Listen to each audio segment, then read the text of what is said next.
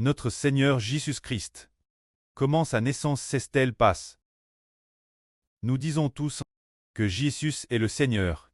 Mais si Jésus était le fils d'un homme, pourrait-il devenir le Seigneur de toute l'humanité? Non, il ne le pourrait pas. S'il était le fils d'un homme, du péché, il serait lui-même pécheur. Alors, il ne serait pas le fils de l'homme. Il ne serait pas le Seigneur de l'homme. Il ne serait pas le Seigneur de l'humanité.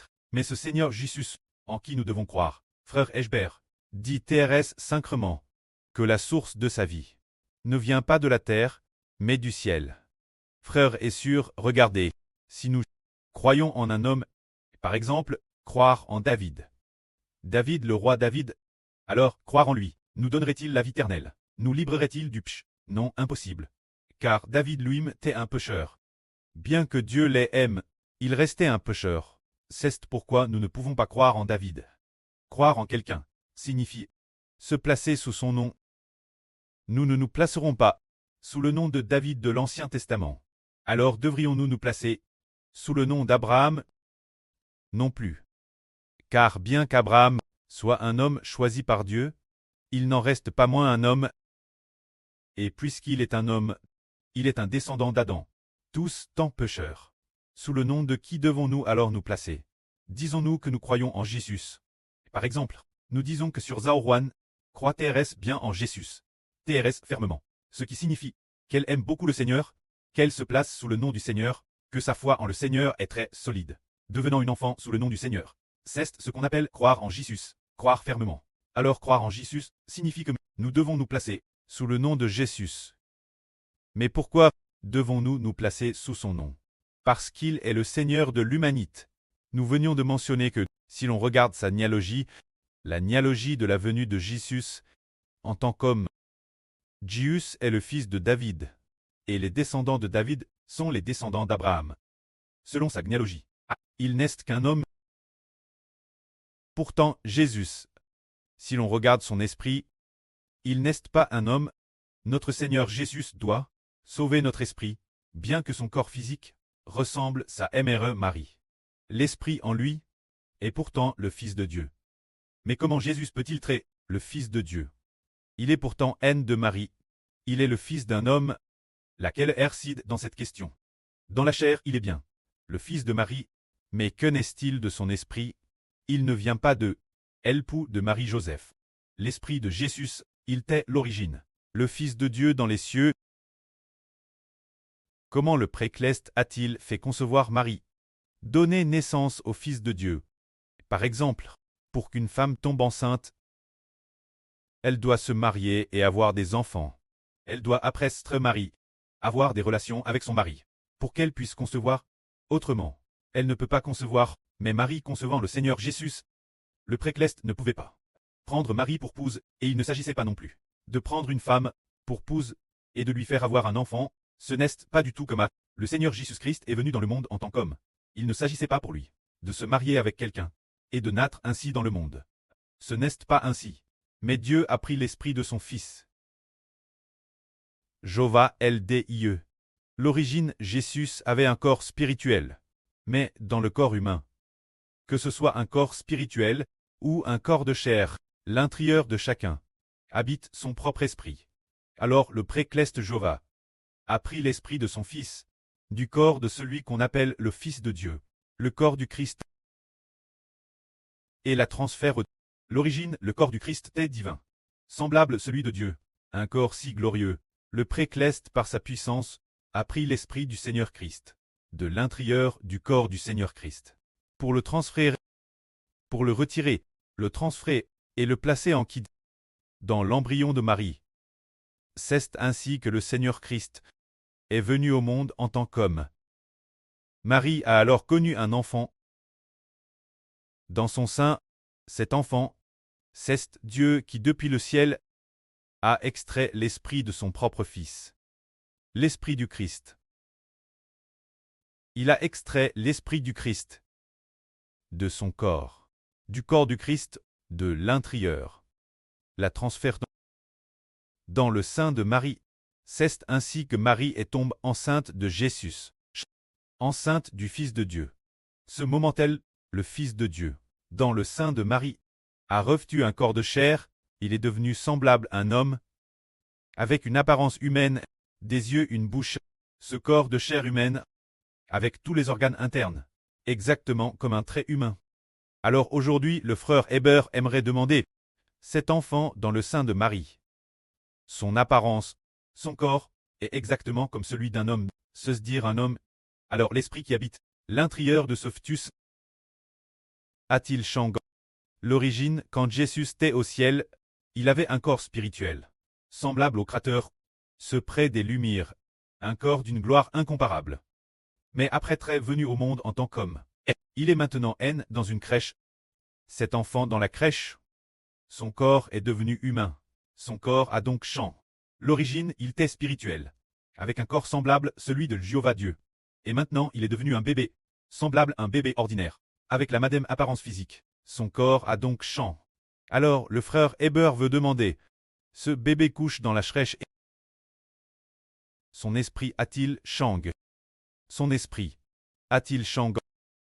Demandons-la sur Gomu, la sur Jaouran. Que le Seigneur Jésus est venu au monde en tant qu'homme, son corps a changé. Son corps est l'origine. Semblable celui de Dieu. Un corps glorieux. Maintenant il a changé. Pour devenir un bébé, le corps a donc changé. Alors le frère Heber veut demander, la sur Jaouran. Alors Jésus est dans la crèche. Son esprit a-t-il changé? L'esprit n'a pas changé. Notre sur Zaouan a dit, TRS sérieusement, que son esprit n'a pas changé. Alors frère et sûr, pensez-vous que la sur Jaouan a bien répondu? La réponse est correcte, bien que le corps de Jésus ait changé. Pourtant son esprit n'a pas changé. Son esprit n'est-il pas l'origine avec le précleste? Jésus est-il toujours devenu l'esprit du temps où il avait un corps spirituel, ou bien est-ce le madame seulement il est et s'est fait chair? Après, il a pris un corps imparfait, devenant un homme imparfait. C'est dire que son esprit est sans péché, est saint. Son esprit est Dieu. Dieu est un esprit glorieux et saint. Mais le corps est devenu une chair imparfaite.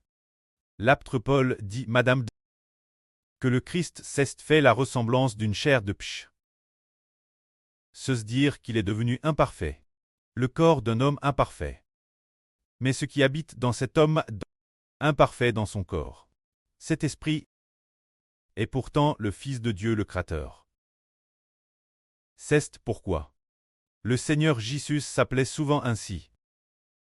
Les gens disent qui est le Fils de l'homme. Dans de nombreux passages, le Seigneur Jésus dit qu'il est le Fils de l'homme. Alors comment comprendre le terme Fils de l'homme? Pour le Seigneur Jésus, le mot homme dans Fils de l'homme signifie que son corps est humain. Son corps est celui d'un homme, mais que signifie le mot fils dans Fils de l'homme? C'est le Fils de Dieu. Ce qui veut dire mon corps est humain, mon esprit est le Fils de Dieu. C'est pourquoi on l'appelle brièvement Fils de l'homme. Celui-ci a dit, qui dites-vous que je suis, moi, le Fils de l'homme? Il a demandé cela à ses disciples. C'est un peu comme s'il disait, qui dites-vous que ce corps est humain et dont l'esprit est le Fils de Dieu? Qui est celui-ci? Ainsi, le Fils de l'homme, pour Jésus, signifie que son corps est humain et que son esprit est le Fils de Dieu. Dans ce cas, ce Fils en qui nous croyons, il est sans péché. Devons-nous alors appartenir l'esprit des hommes pécheurs, ou bien l'esprit du Jésus sans péché, du Christ? Évidemment, croire en Jésus, c'est nous faire appartenir sous le nom de ce Seigneur saint et sans péché, faisant de nous des enfants sous son nom, pour que nous soyons sans péché. Le Seigneur Christ est venu dans le monde en tant qu'homme. C'est le précleste qui a transféré l'esprit du Christ dans l'embryon de Marie. Ainsi Marie a donné naissance ce fils. C'est pourquoi l'apôtre Jean a dit ceci. La parole s'est faite chair et a habité parmi nous. De sa graisse, nous avons tous reçu graisse sur graisse. Se dire que tous doivent graisse celui-ci. Jésus venu dans le monde en tant qu'homme. Son corps est humain, mais son esprit est l'origine. Avec Dieu, l'esprit du Fils de Dieu. Tous graissent celui appelle Jésus le Fils de l'homme. On reut la guerre, on reut la miséricorde. Car le précleste voulait établir un homme comme seigneur de l'humanité. Cet homme appelle le seigneur de l'humanité. Il doit être sans péché et saint, et doit être le Fils de Dieu, afin qu'il puisse ainsi pâtre héritage de Dieu, et pâtre l'humanité. Mais d'un autre c'était, si Jésus, le Jésus venu dans le monde en tant qu'homme, t'es un pécheur, et que son esprit t'est aussi pch, si son esprit n'était pas venu du ciel, mais t'es comme l'esprit des gens du monde. Alors, si nous croyons en lui, serions-nous aussi par lui, déclare, au milieu du pchach.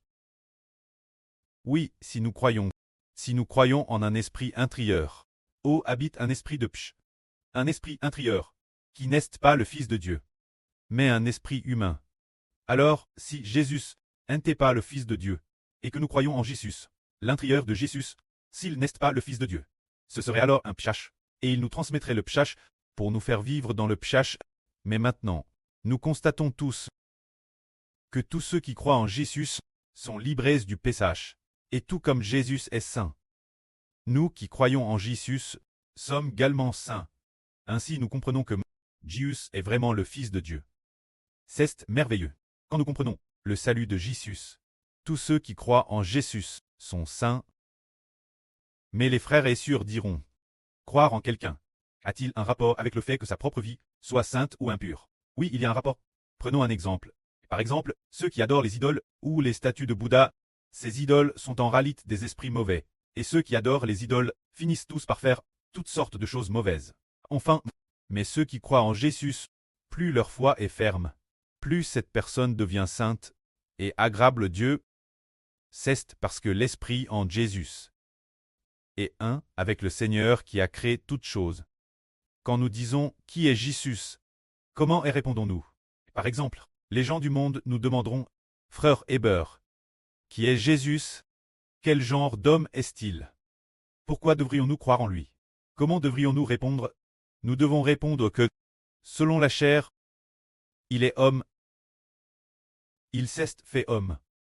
Pourtant l'origine, il n'était pas sur la terre, il était au ciel, il est descendu du ciel pour se faire homme. Il est le Fils de Dieu. Dieu a transféré son esprit dans le sein de la Vierge Marie, pour que la Vierge Marie conçoive le Fils de Dieu, et ainsi est en Jésus. Ainsi, selon la chair de Jésus, il semble qu'il ressemblait Marie, mais selon son esprit, Dieu est le Fils de Dieu. Nous faire croire en Jésus, c'est se dire, nous faire appartenir au nom de ce Fils, devenir des enfants sous son nom, devenir sa propriété, devenir son peuple. Alors Dieu pardonne les péchés des hommes, et Dieu va travers Jésus donner l'Esprit de Dieu toute l'humanité. Que la gloire soit auprès et au Seigneur.